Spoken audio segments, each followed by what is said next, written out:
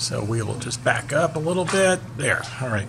So what we have is some foreground imagery. We have background imagery. We have our proposed building inserted into the context and then printed out on legal size paper.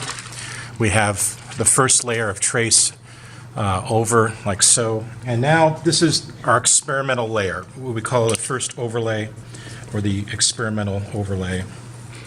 This is where we make our decisions. This is where we make our mistakes. This is where we make all of the things happen that we want to happen on this particular site based on the level of detail that we've brought up to the Sketchup model. Now on the Sketchup model and on this printout, we've included the floor lines which help us indicate in the Sketchup environment that this building is intended to be 4 floors. But at this level, just that doesn't tell us exactly what's going to happen there. We need to come in here and start to say, all right, we need to add just a little bit of space around those floor levels because that would represent the floor structure, the thickness of the floor structure as a building would be built. And so it's important just to knock in a few additional lines to remind ourselves, hey, don't put a window there because that would interrupt the floor depth of the floor thickness. So that is just a reminder not to put windows in those particular spaces. I'm using a red pencil or a hot pink pencil or an orange pencil, something which has has enough color to come through several layers of sketch paper, tracing paper in that particular context. So just a little bit of a reminder that hey, there's going to be structural floor depth there, and don't put a window in those areas. There isn't much to the SketchUp model in terms of the architecture. There's a little bit of an indication that there might want to be something on this corner facing the roundabout and facing our statue here. This is awaiting the passing of the buffalo by Cyrus Dolan. It is not Chief Muncie. This is not a Delaware Indian. This is a Plains Indian, and so it's important for us to acknowledge that the 2 major Indian statues in Muncie are not representative of who actually lived here, which were the Delaware later on and the Miami before them. But with just this much detail, we can start to have some fun in terms of what we might think this part of the building, this corner, this canted corner or filleted corner facing the roundabout might start to look like. And we do that by starting to proportion some things out. There's a little bit of a bump up here on this portion here. So if we just drop some vertical lines there, and maybe we might start to think about how this building will open up to the roundabout. Maybe there is a pedestrian-friendly entrance from the roundabout, or the pedestrian-friendly entrances are on either side. Now, this particular Muncie roundabout, you can see there's a one-way sign because folks here are still learning how to navigate roundabouts.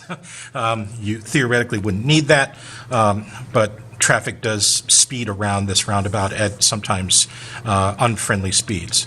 So we need to think strategically about where pedestrians might actually walk from the hotel or from adjoining businesses or the Cannon Commons Park. Maybe they're going to be entering and exiting the building at the corners, or we could formalize this side of the building as a pedestrian entrance, which would again facilitate pedestrian flow to the hotel to the right or to the Cannon Commons Park to the left. We can then start to look at the big particular faces of the building. This now is essentially, this side here is essentially our western facade of the building. And we can begin to divide it up. And we do that by just using a proportional method. I'm just going to draw an X over this. And when we draw an X over any plane, any surface in perspective, what does that do? What does that do proportionally? Okay, so it's already dividing it in half. So we've divided it in half. If we make another X of those two, what do we do? What does that do?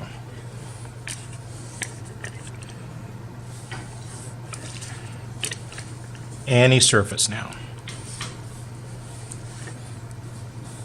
It's divided in fourths. Ironically, you can do the exact same operation in SketchUp, right? Because SketchUp would find the midpoint, and you can start to drop in lines that can divide up a surface like this. So very immediately now, we've taken the western facade of this building, we've divided into fours. And that could represent the column grid or the column structure of the building itself. Again, a nice little reminder, don't put a window there. Okay.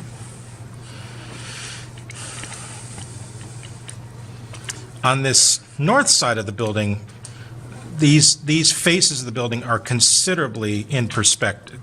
They're vanishing very quickly in perspective. There's going to be less detail there, so chances are we won't go into the same level of thinking as we would for this visible side here. Now I want to start thinking about this corner of the building facing the roundabout. And I'll start to apply some of the same logic. I'll say, all right, I'm just going to make an X here, and that's going to divide this elevated portion of the building into two. And I love my trusty roly ruler for this purpose because it's it glides very nicely. I might divide it also into fourths.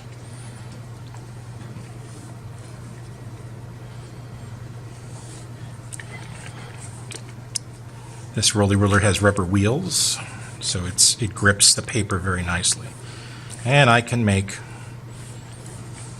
very quickly, an idea that this might be divided into fourths using a very simple proportional method. These are some of the same methods that folks in the Renaissance used to do. So again, this might start to suggest some vertical structure on this side of this particular side of the building, and give us some ideas of how we might approach the architecture as it might look in the view.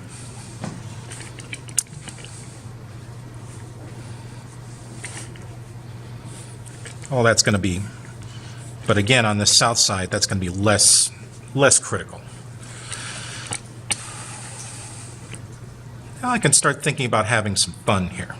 So if there is a grand entrance, if we do want to facilitate the idea of people walking from the hotel over here and then over to the park, or from the park, if there's an event over at Cannon Commons or a big convention or something like that, then there may be a grand entrance into the building on this side for pedestrians. Maybe there is a double height lobby or something like that, so chances are this floor wouldn't be there. Maybe this is the occupiable floor here. Or we can even start to think about some additional features that might pop out and extend over the sidewalk. So see this little perspective line here on top of the building? That is something where we can think about maybe something projecting forward in the form of some little cap. And I'll just give some thickness to that. So that's,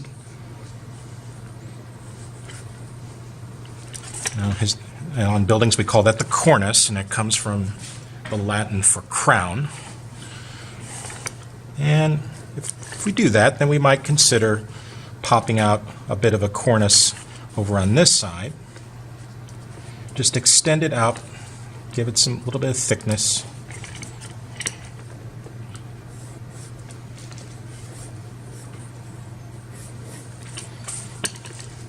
It's like the building has some shoulder pads. And maybe extend something out on these two sides as well. So it's 1985 all over again, and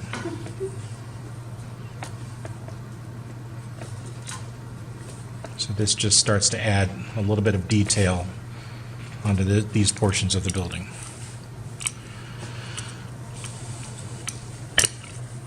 This might be an upper story of something. There might be some sort of detailing. It might be windows. It might be functional windows. It might be clerestory windows. It might be what we call spandrel glass. Spandrel glass is the portion of the glass facade that's covering up structures. When you see an all-glass building, not all of that glass is see-through. Some of it is spandrel glass, which is opaque glass, which is placed over where the floor structure, the thickness of the floor structure is. So if this were an all-glass building, we'd be placing spandrel glass over the portions of the thickness of the floor, or in areas that were not intended to be transparent. So that's when you look at all-glass buildings that you'll often see that. And there's different other decorative effects and things like that that architects use. So this gives us essentially a vertical and horizontal grid that we can start to think beyond that. Now I'm going to take a marker color of some kind, something that's visible through multiple layers. And that could be a red, it could be a purple or something like that. Just something that's going to be visible from a couple of layers.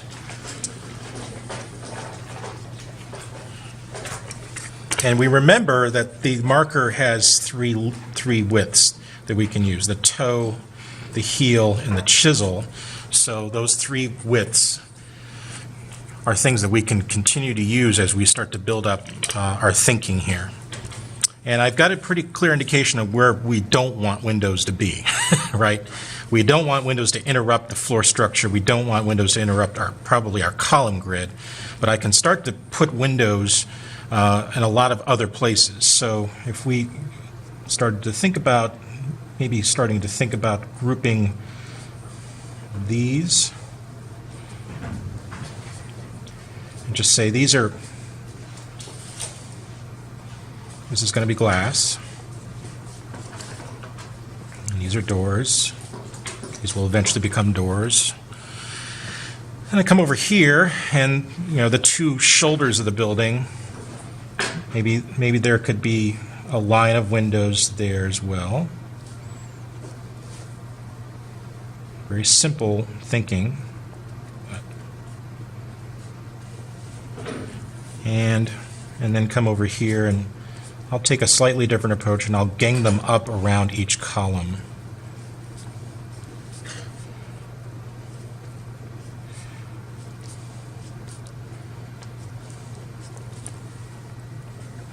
And maybe these are storefronts below. And again, on this south side, they're gonna disappear really in the perspective. So I'll just dot in, or using the toe of the marker, I will line in just a couple lines of glass there. You can reinforce the lines. If you need reinforcement of the lines or the thinking, you can just come back in here and just kind of do that.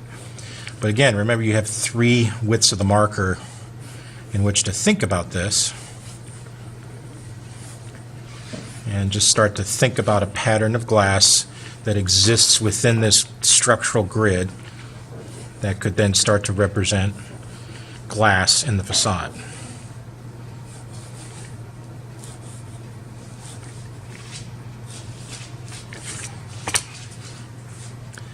That's already starting to look like a building now. Okay, I'm like, oh, all right. So, do we want to have? Are there any other effects or thoughts? Are there things that we can start to play with the columns that might be fun? Are there canopies or extensions that we want to include over that entrance just to keep the rain out? We can pop one out like that and start to diagonally think about something popping out of the facade like so.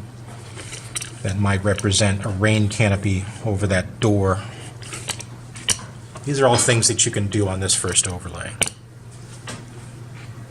And already our building is taking on more shape than it would in SketchUp.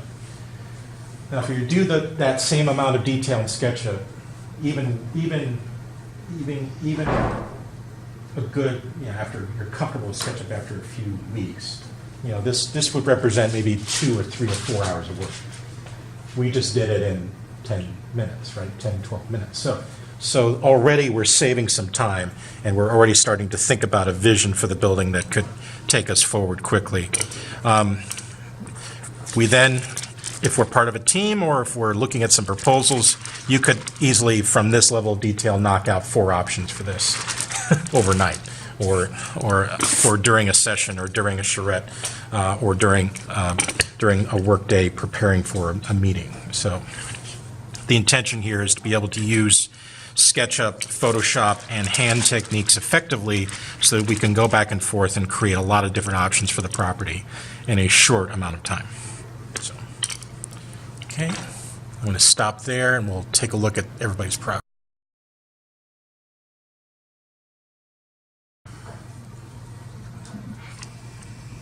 All right, let's assume that we have some room for some additional trees. So I'm going to pick another colored pencil. I'm going to use, for the demonstration here, I'm just going to use this teal blue here. It appears blue on the screen, but it's kind of a teal. So again, it's 1986 in my imagination, I guess. And this is where we can start thinking about, well, what is the impact of the foreground exactly? What is the nature of this island here that goes into the roundabout? Is the roundabout really at its full potential? Is this roundabout loved? Is it really doing what it needs to be doing? It's got a few grasses here, but this is where we could start to play with the idea of some additional plantings.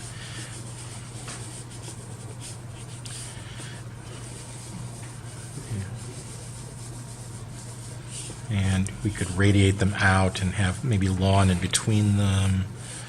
But we start to just add a few more masses of things to this roundabout, which people do visit. The Pokemon Go players do walk all the way up to it. It's very interesting charting the behavior of this anthropological group known as the Pokemon Go players. But they do walk right up to it because, well, the game is structured around historical markers and the like, which continues to fascinate me. Even this this south end of Cannon Commons Park could have more trees to it. So when we start to lay out some trees, I typically like to just lay out the top arc. That would be the top crown of where the extension of its canopy. So if you look outside and you think about just an arc that would represent the top roundedness of a deciduous tree, that would represent the top canopy of the limit in which that tree is going to grow up into, based on where it is in its life span and how high it is reaching to the sky. If there are additional street trees in front of our building, they would also, I would just lay in a couple of arcs here where those street trees would occur in front of perhaps this south side. The west side of the building gets the most sun and actually increases most of your energy costs. So it's good to either think strategically about how much glass do I actually put on the west side, and or do I set the building back enough that I can get a decent amount of street trees into this west side to shade this portion of the building, because again, that's where the hottest sun is from 2 to about 5 o'clock, and the sun comes straight in and adds to your energy bill. So this is just a top arc that is laid in with a different colored pencil to allow us to think about the top canopy or a roundedness of a deciduous tree coming in. You could use a circle template for this. Obviously, that any one of those shapes could work. Another use for the circle template, or you just sketch in that top arc there. There is a crosswalk. It's scary, but just a reminder that it's there, and then a little reminder of the edge of the roundabout, which the roundabout has this interesting 4 or 5 foot zone between one curb and the second curb, assuming that cars do not jump the curb. In Linglestown, Pennsylvania, where we did a charrette in 1999, proposed 3 roundabouts in the town. They were constructed in 2015, took 16 years to get it through. In the first week after the roundabout was dedicated, a high-speed chase occurred through the town, and the driver drove right up into the roundabout, and they were able to apprehend the driver. So roundabouts do prevent crime. Also, a reminder that there are buildings back here. This is T&H Sweeper and the Muncie Makes Lab, which is owned by the College of Architecture and Planning. So a couple of lines that just remind you that there is context back here. The railroad then is behind that. Muncie Music Center is back there. Now I'm going to take a marker color and just pick a marker color that's visible again. I'm probably going to use a purple. And this view is pretty small. I need some sort of contrasting color here. This view is pretty small, so I'm just going to use the toe of the marker, but I'm going to imagine where the trunk of the tree is and bring it about halfway up towards that arc and then stop. About halfway up and stop and maybe divide it there. So a little Y there. Just try to imagine where that trunk might be. About halfway up to that where you put that arc and just stop. Again, the view is small, so the toe of the marker represents the thickness of the trunk for a juvenile teenager deciduous tree. So these are not young, they're not new younglings or plantings. These would represent deciduous trees that are already 14, 15 years old. So if you go out to the quad over here, those trees, most of the trees that were planted in the quad outside on our south side of our building, those were planted between 92 and 94. So that gives you an indication. We're about 25 years into the lifespan of a tree that's in the quad, in University Green, and that these two represent trees that are well into their lifespan. Looking outside our studio here, a lot of the ash trees were cut down 3 years ago because they all died. And so their replacements are now coming up, and as well as the ones that are in the median, those are less than 10 years old. So those two would be basically the equivalent of teenagers when it comes to trees like that. I come back to my colored pencil now, and our marker has indicated where the trunk is. Now just make a few fingers extending to that arc. And make little divisions too. So if there's a Y division with the marker, and just kind of hit in there some extensions to the arc and then divisions of extensions there. Kind of looks like a little fan going there. But this would represent several branches coming from that central trunk. There may even be another line coming from the trunk. But once you've got that little Y with the marker, you just take and extend up. Now think about blood flow, right? You've got an artery coming down your arm, and then it's extending into capillaries that feed nutrition into oxygen and nutrition into each of your fingers, and then veins that bring the deoxygenated blood back. And so you think about branching from a central branch into your fingers. A tree's lines of nutrition are very similar. So you can think about your own circulatory system when we think about the circulatory system of trees. And I tell the freshmen, draw a tree exactly as it grows from the ground up. That's where the water and the nutrition are, and then they extend up into primary, secondary, tertiary branches, and then photosynthesis, the making of the sugars occurs in the leaves. You can't draw a tree unless you understand how a tree works. So I had them picking up leaves last week and look at the structure of a leaf. It's pretty darn close to the structure of that tree. And that's a great sort of rule of thumb. If you want to understand the structure of a tree, pick up one of its leaves, because that is also an indicator of its natural ordering system and the end point or beginning for how its nutrition occurs in the photosynthesis. So with a different colored pencil now, you can see now they're conflicting, but we're not getting confused with the number of lines here. So, and then I'll kind of just reinforce our friend here, our Plains Indian. I had one classmate who was in our BLA program who was 1/4 Miami, and he spoke the language and everything. So he was much more representative of the Native Americans that lived in this area than this fellow standing here.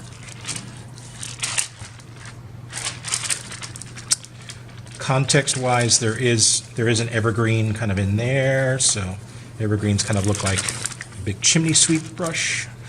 So just kind of knock those in. If you want to include the band shell at Canon Commons, that would be the back of the band shell there. Now, foreground-wise, we could use this same technique or the same logic to make some low-level shrubbery, which would, be that upper half. It would be essentially the equivalent. The shrubbery would be the equivalent of this, but without the trunk or the stem. Or we could also think about maybe there's just a series of grasses, taller grasses that exist here, and that they're going to grow within that space that we've allocated for them. Or if there are additional flowers, this year they would be mums, spring they would be marigold, petunias or annuals, or the city can invest in perennials. And if you've got crews that can pull those things in and out, we're starting to add a little bit of liveliness now to our foreground. Where we're standing, this is a Google Earth street view, so technically we're in a vehicle, right? We're inside of a vehicle.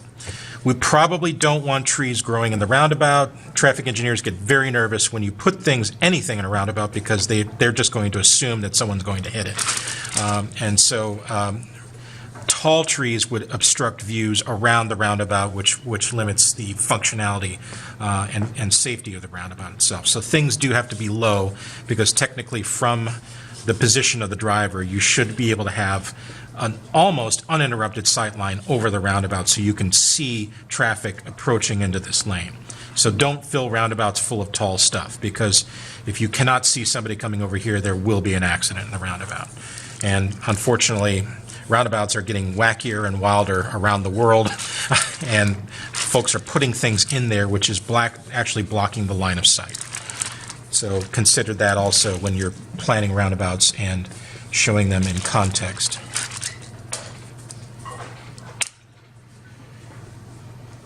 There may be a tree behind us, though, that creates a little bit of framing. So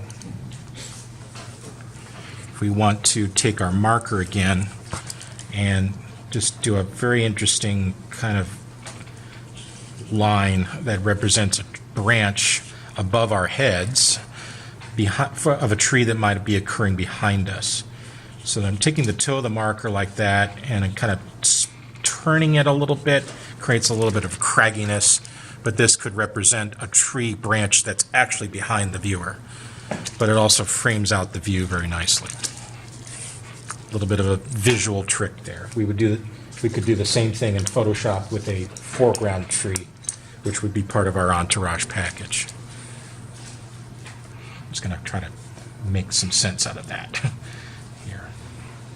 Just some craggy kind of bendy branch that would represent a tree branch that's actually behind the viewer itself. And that starts to really frame out the view in terms of foreground, middle ground, and background for our real estate proposal here. That would complete then the amount of information that we would need for the first overlay.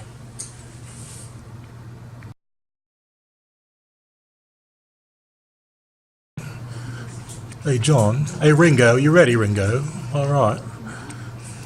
Okay, so we're just going to use fine liner for everything. Remember, we can add line weight, but we can't take it away. So we're just going to get in here with the fine liner and just knock in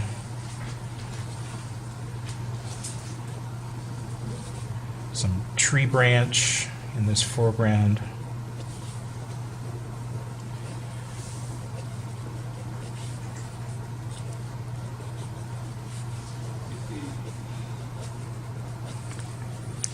And we'll assume that it's not the dead of winter like it is now.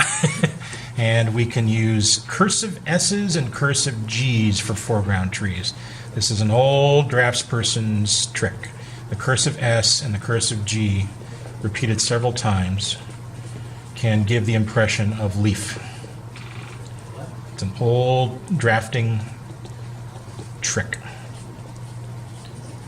Lowercase g? What's that hypothetically? You don't know what Cursive? that is. Cursive G. All right. What? Is it lowercase or You gotta go uppercase? back a few steps. Uppercase. Okay. Ah, that's intelligent. Yes. Cursive. Cursive. Cursives. So my sister was never taught cursive, and she doesn't have like a signature. How do you? Well, She doesn't like have like a signature. Like she just has Yeah. her name. yeah. Well, that's what happens when you don't teach cursive. But what is cursive? What is the purpose of cursive? Why was it invented? What was the whole purpose behind that? To hold your pen up a bunch. Efficiency. Efficiency in the flow of ink. You don't interrupt the flow of ink. And in the days of quill pens and the days of pen and ink dip pens, the continuous flow of ink was essential to not create mistakes. So that's why cursive was invented. Well, we don't use that anymore, so consequently, cursive is a response to the technology of the day. But cursive is incredibly efficient on iPads and on screens, isn't it? It's incredibly efficient. So it's interesting that technology is actually catching back up with us. And yes, they are teaching cursive again as a result. I was writing in cursive on the board for the freshmen yesterday, and they were like, whoa, what's that? I'm like, it's cursive. Wait, really? Anyway, so back to the fine liner.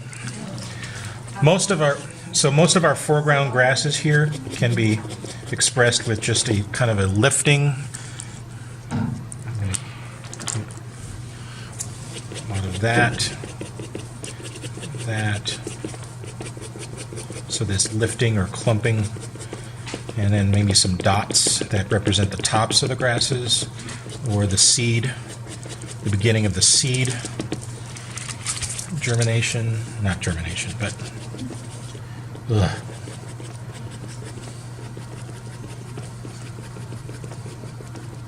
so it's contacting the pen and then lifting it, and then again giving the grass kind of a top boundary. There's some curved lines in there too, because that represents the grasses that are curved down as they come out of the root ball. I'm going to change pens. Happy with that one? That's better. Okay. Oh, much better. Yes. So over time, felt tip pens tend to round, or their tip tends to get rounded from pressure, and it does interrupt the flow of ink.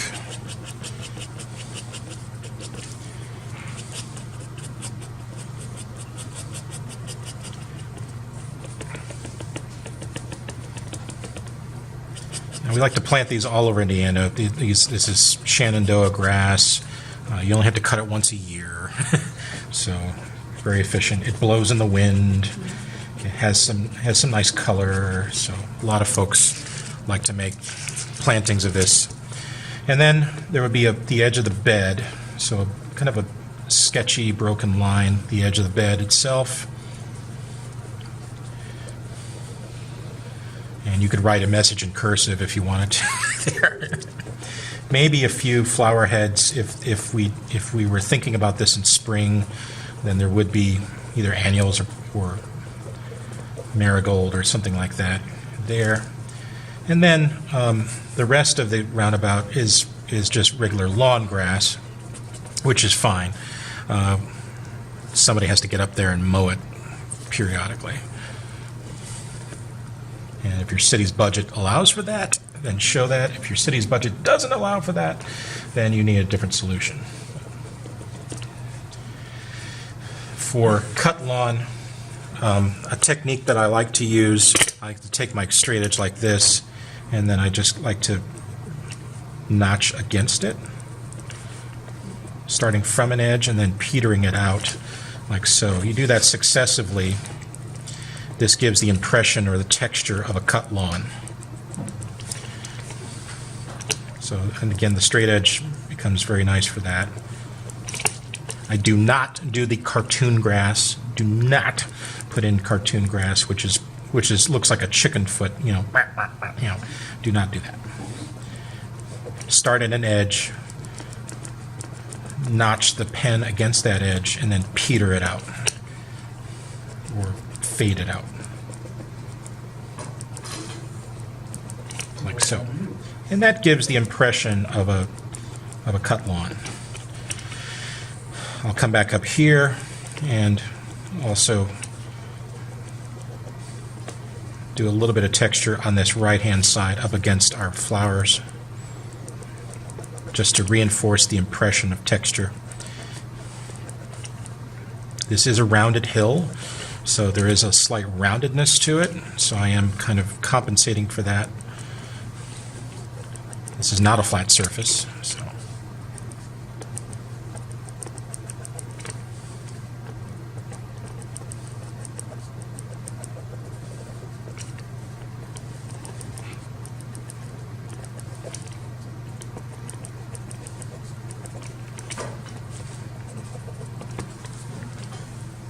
And that starts to give the impression of growies in the foreground. Kirby Lockhart used to call them growies. And Kirby Lockhart was an educator and author that developed a lot of these techniques in his book, Drawing as a Means to Architecture. Our boulder is here. Our friend is standing there. There's a gap between his two legs. There's a gap actually to his headdress. And then we can continue with the lines that represent the sidewalk and the edge of Cannon Commons, as well as the double line that occurs from the thickness of the marker in which we made the trunks of the trees.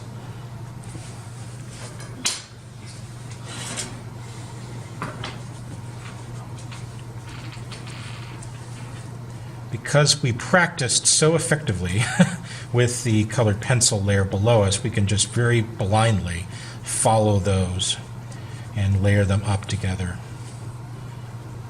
Again, we make decisions, we make mistakes, we practice with that first overlay so that our ink layer has a little bit more confidence to it. It's all about building confidence in our communication. So we don't hesitate. When we get to the ink, we just go.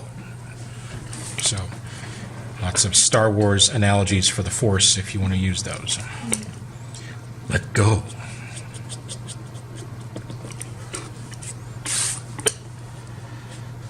Some slight indication of the context back there, some slight indication of the deciduous trees that are planted at the south edge Cannon Commons, of just a few lines that represent the context back there, as well as the roof lines of the music center and buildings that are in the background. Don't get into a lot of detail there, but just a couple of lines that represent those things.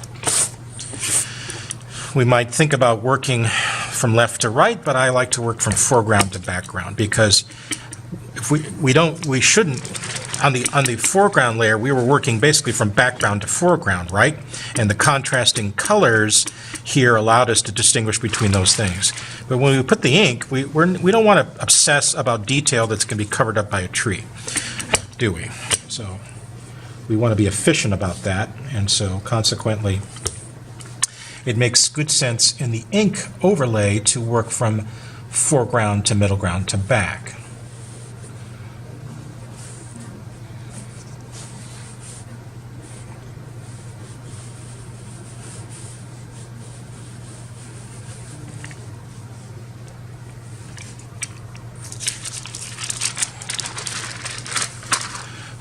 And I'm going to stop there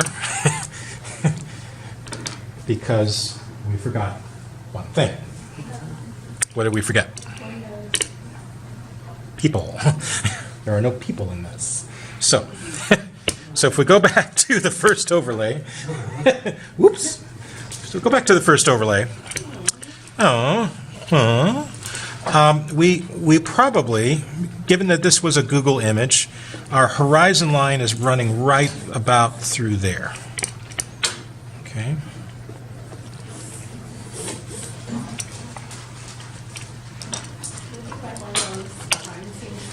Exactly. Like right in the street. Sure. No. No. Yes. No. The horizon line in Google Earth Street View is higher than eye level. So even if a Pokemon Go player is standing in the roundabout, which they might be, then put their head below that perspective line.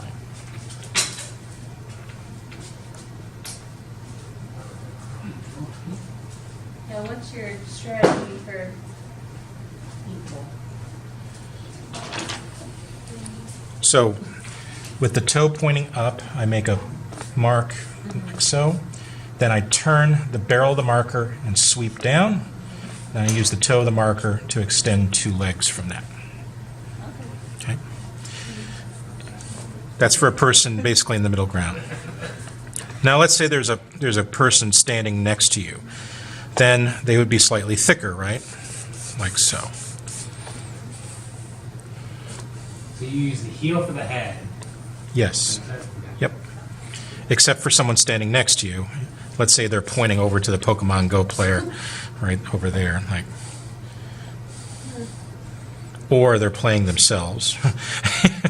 There's the screen. Okay. So this is a person standing next to us, and they're playing as well. So we've got Pokemon Go players everywhere. For people in the background, or for maybe people in the median, then we just use the toe of the marker. Just think about a grape, a potato, and 2 little lines coming off of that. That's how Jim Leggett calls it. He's like, there's a grape, and then there's a potato. So there's a group of Pokemon Go players just stuck in the median, maybe.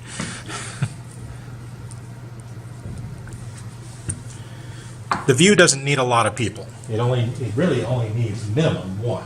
But if there are no people in your view, then there's a slightly less amount of storyline that your viewer can grab onto. So once you knock those in, then you can come back to the overlay.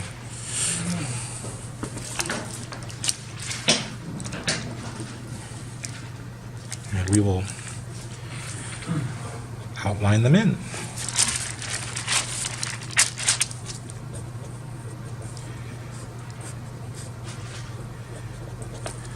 That's still with the final. Yep, still with the fine liner.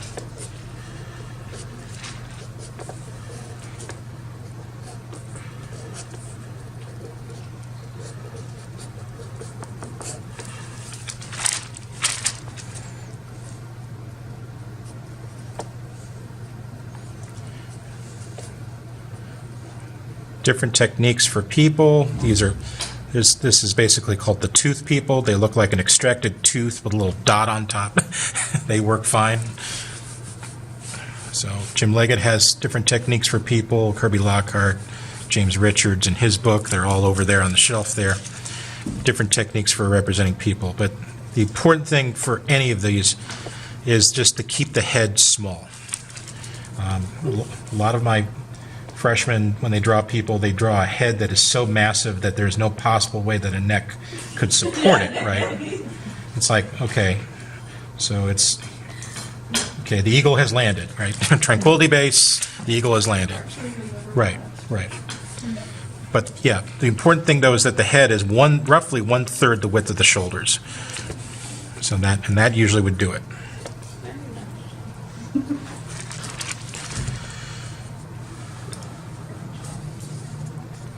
So I'll just continue with the trees here.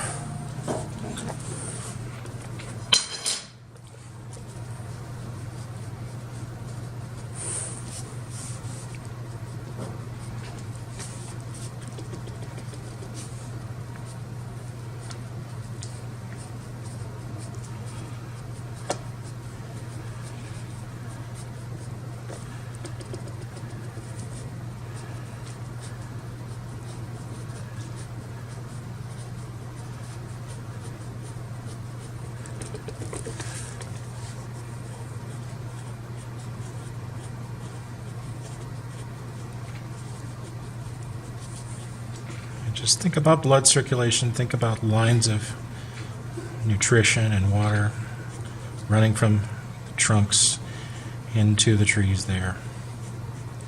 Give them a few dots at the top. Just a few dots.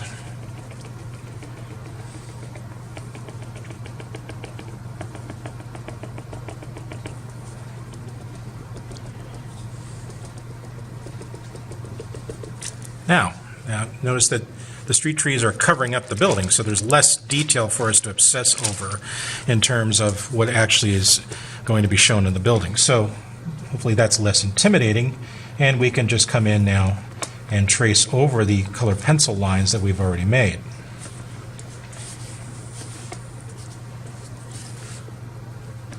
Don't be afraid to overlap. Overlapping the lines builds confidence. When you say overlapping, do you mean lines like in the background or lines that we've already made in the foreground? Any line. So if lines overlap a little bit, it actually creates more confidence and you can make a more confident line. Okay. Yep. So instead of two lines meeting at a corner, you just overlap them slightly. What you discover is that the lines are easier to make. They also add character to the drawing. Ironically, Sketchup has a setting that allows you to overlap the lines to make it look sketchier. And it's just fascinating in all realms to see that SketchUp, like other programs, has settings that allow you to make it look like a hand drawing. There's different filters too that are available now, or plugins for SketchUp and as well as the different style settings in the style menu. You can explore different changes to the model that actually make it look like a watercolor or a hand drawing. It's crazy how many different new filters are available.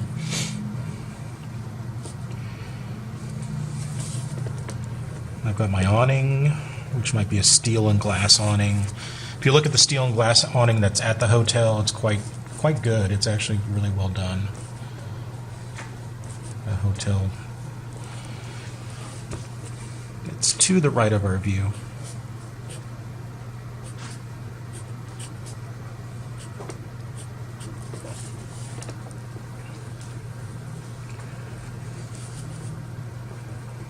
Now we're basically just layering in a grid. That's all we're doing.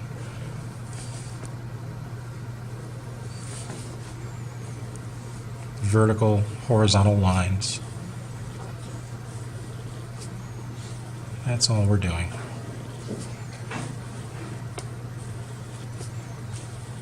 Loosely, confidently layering them in.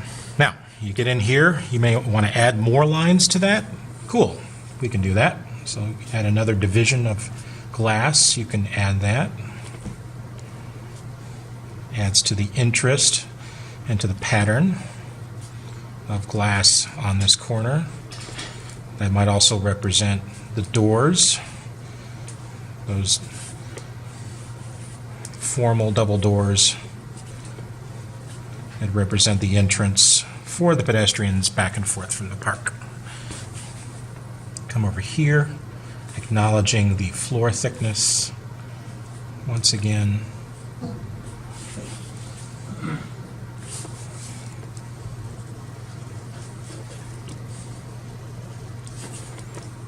And just lay that in.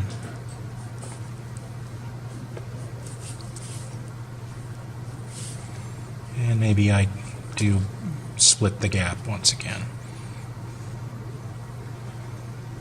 Add a secondary line of glass. Lines on the south side, just a couple of double lines. They basically are disappearing into the perspective. There's not much there that we can respond to because that south side is disappearing or vanishing towards the horizon line, the vanishing point. So that south side becomes less detailed. Our west side, we come over here, we start with the top of the cornice. And that first floor, which may or may not have an awning, you can decide. And again, it's just a grid. So vertical lines, horizontal lines.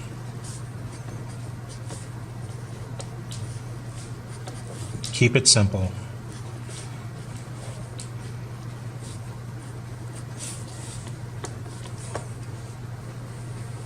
You're just making a suggestion for how the infill can look and inhabit that vacant lot. That's it.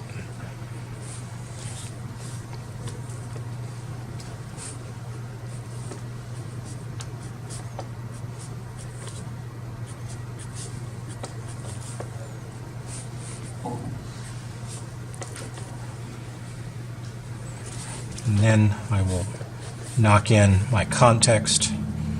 So 628 South Walnut, the Muncie Makes Lab, T&H Sweeper, they are visible.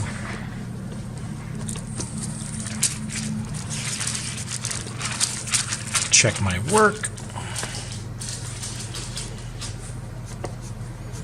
A little bit to the crosswalk. That's about it. So that's it for the fine liner. If there are areas that you feel need to be emphasized, then I recommend the Pentel Sign Pen as a fatter or thicker line weight, and I will just reinforce those lines. Again, always easier to add line weight than to take it away. So our foreground Pokemon player here with their screen visible might be there. You may want to reinforce the curb coming towards us. You could even, if you wanted to, get into the building itself and represent the cast shadow of surfaces onto the glass. So we could even get into that. For instance, underneath here, there may be an awning representing cast shadow onto the doors. You can see that gives a little bit of a pop to it. We could even reinforce each of the windows and a little bit of cast shadow from the steel structure of the window onto the glass itself. This is looking northwest, so the sun might be behind us. The sun will be actually in front of us for most of the morning and into noon, but the sun will be behind us in the afternoon. So we would start to see in the afternoon time some cast shadow of the structure of the window onto the glass itself. And the sign pen, at this distance, the sign pen just gives us a little bit of that cast shadow from the structure onto the glass. If the sun is lower, then we could even add a secondary line like this and create that illusion of depth to basically say, yes, the window is inset, right? It gives that impression that the window is set in.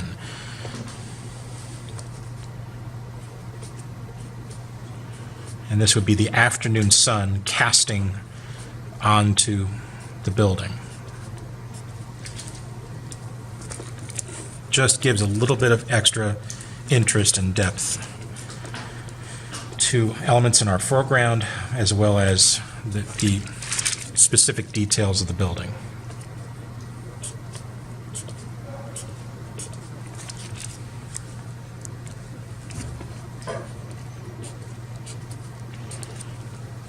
And that completes the second overlay, or the ink. Now, if you're preparing this, I'm going to use just a little bit here for this foreground here.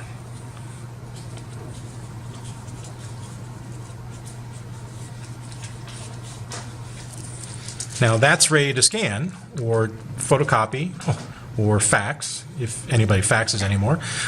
That's ready for publication right there. You don't need color if that's where the decision making goes, and we're not talking about building materials, not thinking about color. Stop there, and this is ready to communicate. So in a lot of different instances, a black and white line drawing or line art is enough for the conversation to proceed. So that's a decision to make depending on what your reproduction methods are available, your communication methods are for the context that you're working in. So if it's a newsletter or a Xeroxed or photocopied statement, then you can stop right there. If not, then I like to frame my view with the sky. So we've got a line here on the underlay that I will just reinforce. This is personal taste, but I don't like to render a bunch of sky. This is the top of the image on the base layer, right? Yes, right. So yeah, so this gray line here, and I'm just reinforcing that edge there. And I'm just, with a blue, I'm just now creating that line that will represent where.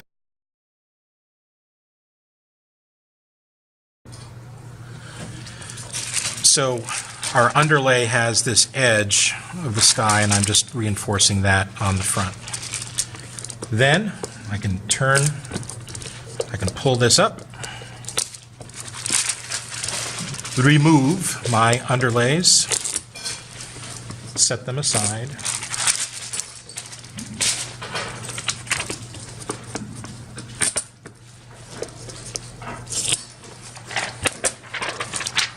Set those aside. If I need a clean base material, I always have lots of 11 by 17 handy. If I need a clean background to work on, just so I don't have any distractions. And we can examine our second overlay, decide if we're missing anything, and remind ourselves that we are in the front.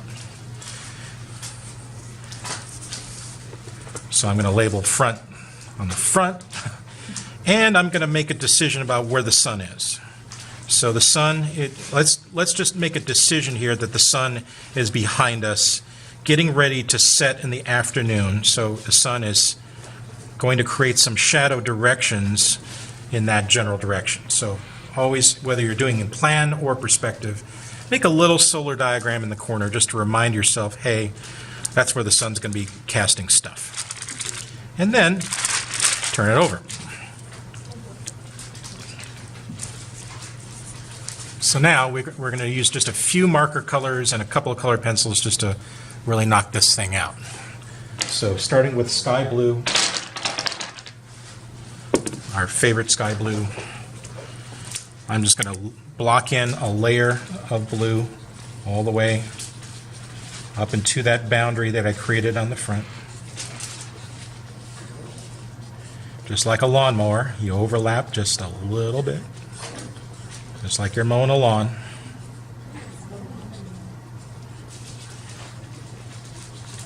You want just to overlap a little bit.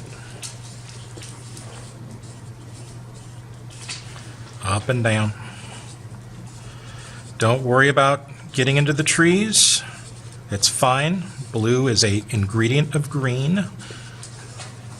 The green that will lay in for the trees will layer in with the sky just fine.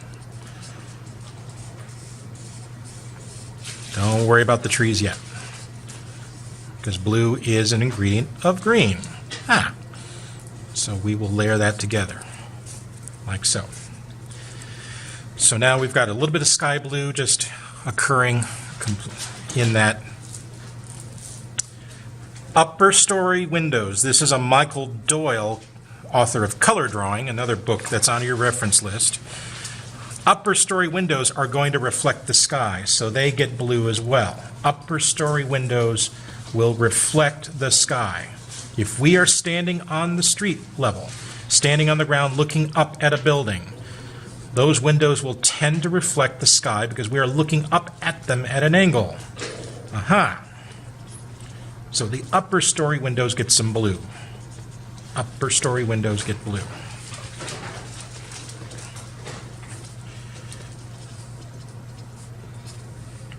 Lower story windows get gray. They are reflecting the context. They are reflecting the context. So lower story windows get gray This is a 3 gray.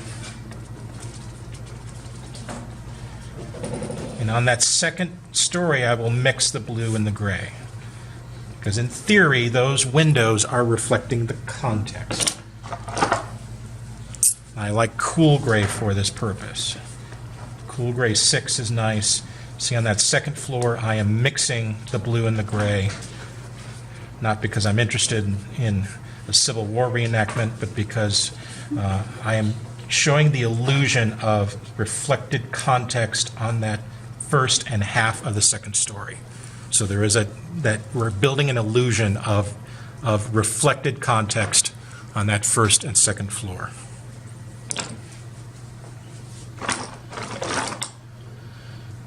Now, you're going to be working in different contexts, but here in the Midwest, we really are still obsessed with brick. So, I limit my color palette to things like beige, pale cherry, desert tan. I tend to limit my color palette craft brown. So just the basic colors of masonry, not red, not brick red, by no means. So just the simple palette of brown and tan.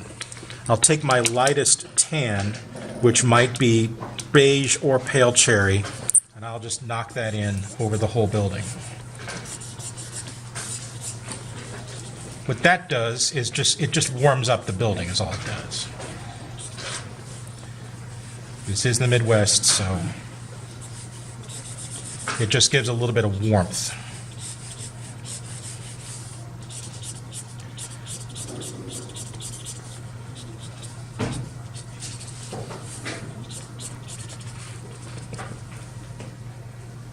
And you can do the context as well, or you can make the context gray. So that just warms up that. So this is beige, so putty, beige, tan. And because it is the Midwest and we are obsessed with brick, I'll use craft brown for what will then be brick.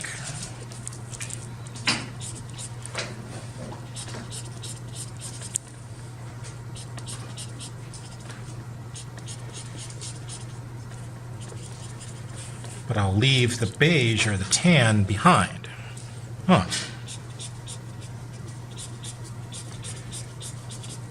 And then those two colors are just enough to say, oh, that's built material. Oh, okay. It's enough.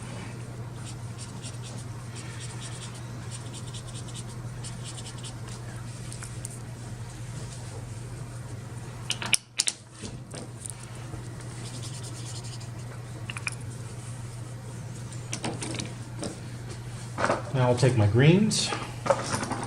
These trees are pretty far away, right? They're kind of in the middle there, so we don't need a lot of green. So this could be an apple green or a grass green. I will just dot in. And if you're using the AD markers, the petroleum-based markers, they will dissolve the color that's below them. See how they're displacing and dissolving the browns that are below them? Or the sky? No worries, right? You just dot it in because the petroleum marker displaces the color below it. You have the color below that's darker. Yeah. Okay. I'll come up into this foreground tree and I'll do the same thing. I'm just stabbing the marker into the tree, but I'm also rotating the barrel.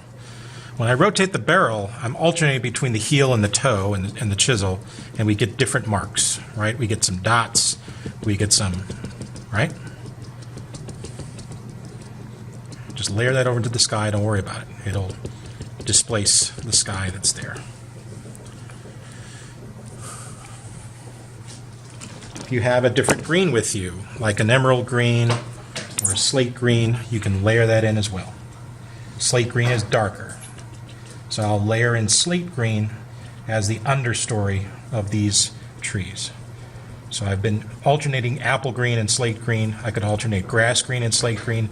I could alternate grass green and emerald green. Emerald green and slate green are darker greens, and so they can represent the understory of trees.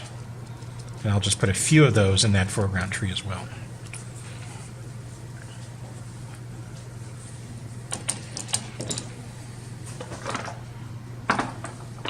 I'm going to take that beige and I'm going to take that beige and I'm going to layer that in over my grasses as well. We're just going to assume that these grasses have achieved their full length and that this represents sort of the dead part of those grasses. But then I'm going to take my slate green and represent the living part of the grass, which is that lower part of these prairie grasses, right? They're not all dead, right? It's just that top part of that's dried up, but the living part of the grass is in the lower story there. This also represents the leafy part of the marigolds or perennials or flowers that are there. Grass green is aptly named, right? It's called grass green for a reason. So it works. It absolutely works. Willow green also works. So grass green or willow green comes in and we can represent that lawn that's there.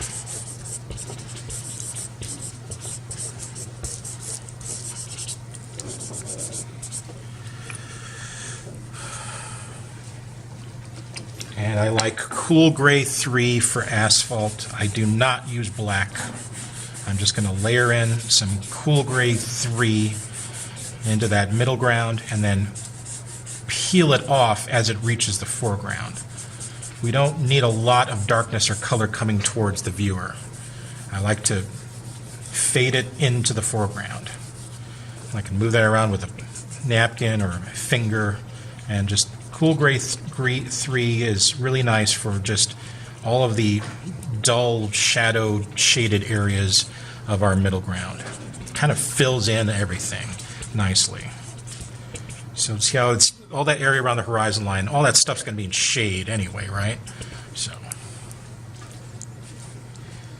blueberry, my favorite color. It's so important because blueberry purple in watercolor technique is the color complement of anything that contains yellow. What contains yellow in this? Everything but the sky contains yellow. So purple, when you add purple to that, it makes it darker. So this blueberry purple, can represent the shade of the trees onto the building. It can represent some of the shade of the building itself. So if the sun is casting onto the building and it's shading, the trees are shading the building, the blueberry can mix and give that impression of shadow. Blueberry can also represent cast shadows from people. Remember our solar diagram. So, or the statue, or the understory of these trees. So you add blueberry to anything that contains yellow, which is all of your greens and all your browns, it'll give the impression that it's a little bit darker. So anything that's casting shadow, you add a little bit of blueberry to it, and it gives the impression of shadow. It's an old watercolor technique. Old watercolor technique. Our statue needs some love, needs a little bit of color just so he's noticed. But, you know, the statue is actually green because it's a bronze statue with patina. The boulder is probably craft brown, I'm guessing. Something like that. Think. A little more green in this grass. Just make it alive. See how it's still sort of an editorial process. You're judging and you're testing and you're like, well, a little more of this, a little more of that. But the colors layer together, and they do work together to start to give the impression of place.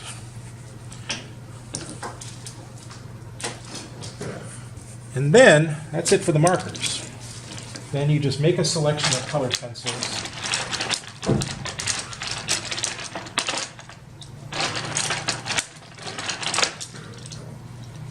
And put them in your non-dominant hand. Non-dominant? Yeah, your non-dominant hand. Just make them like a bunch, like this. Make a selection. And I just put them in my non-dominant hand. Make sure they all face up or point up. And you could just pick and choose then. So I will start with a cerulean blue or sky blue. I can reinforce my sky, so I'll take my straight edge here and just reinforce up against that edge the sky. This is directly out of Jim Leggett's book. This is how he does his skies. It's a combination of marker and colored pencil. Just a loose diagonal, which is the natural movement of your dominant hand in a diagonal fashion.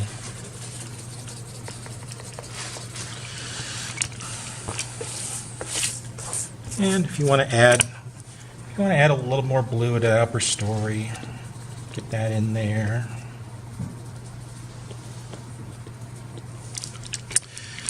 Then we have a selection of greens which we can reinforce our grasses. This is a light green which can reinforce our grass.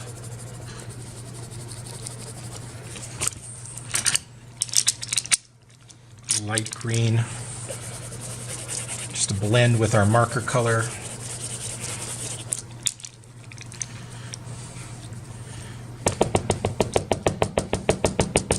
Flowers, marigold, petunia.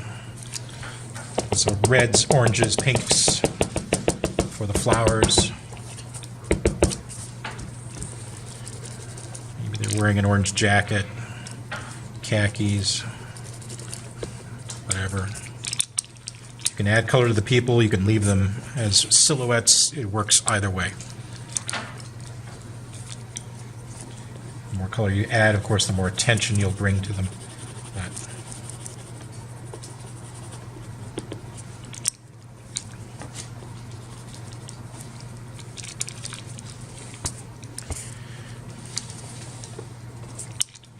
Some folks just want their scale figures to blend into the background, others want them to be noticed, and just add a little bit of color to the middle ground, foreground.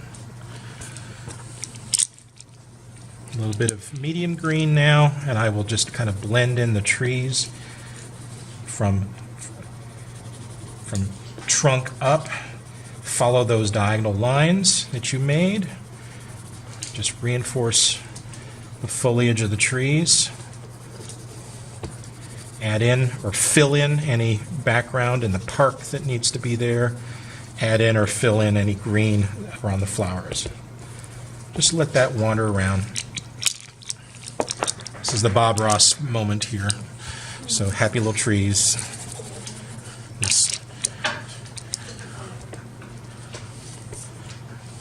This tree needs a friend. This tree is lonely.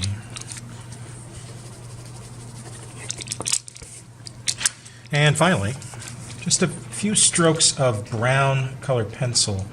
This could be sienna brown, terracotta, just to give the impression of brick. You're just giving the impression. You're not attempting to draw every brick, but the colored pencil and the marker work together to give the impression of brick. That's it. That's all.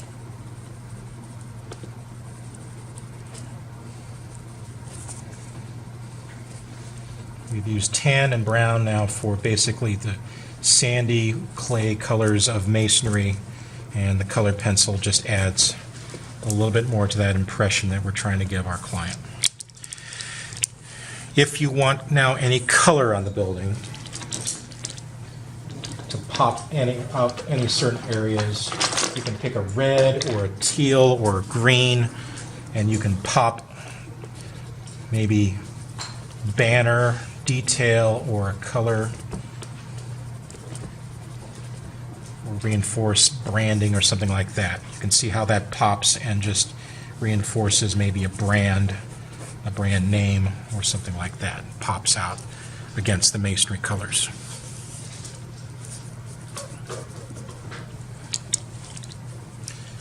look around, see if there's any other things to add, to reinforce. I'm just going to put a little bit of marker on my fellow here. Reinforce that.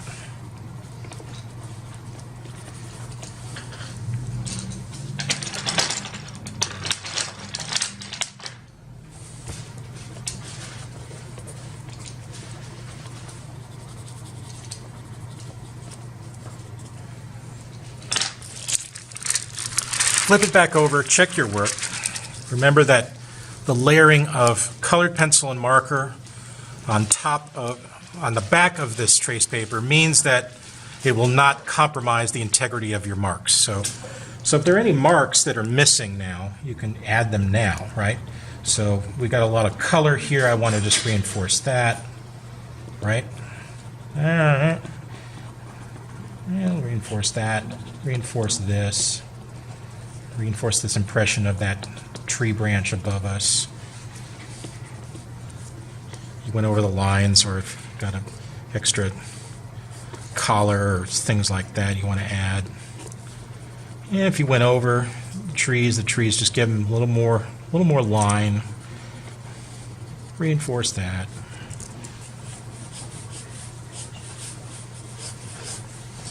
And that does it. That completes the exercise.